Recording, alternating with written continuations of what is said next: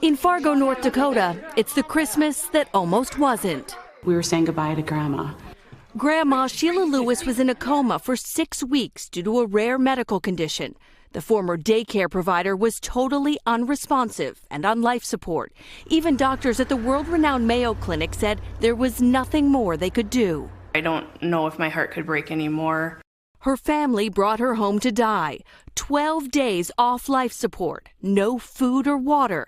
Sheila's 8 grandkids saying their goodbyes when stubborn Sheila changed their plans. She woke up saying, "Help me," and water. And we looked at each other like a deer in the headlights. Did we just hear her voice? The grandma they were getting ready to live without was instead getting better. She's an absolute miracle. Even at Mayo, where they don't use that term lightly. I think Sheila's recovery is not necessarily explainable by science. I have witnessed a miracle.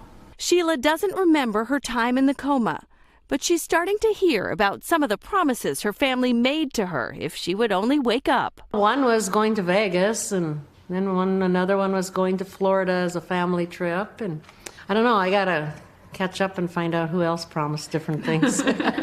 For now, she's just happy to have Christmas with her family, who instead of saying goodbye, get to tell her how they feel. First thing I said was, "I love you, Mom." The greatest gift of all. I got a second chance, and I've always believed in God, and I believe that He still has a purpose for me in life. A family together, Oh, thanks. not taking a single moment for granted.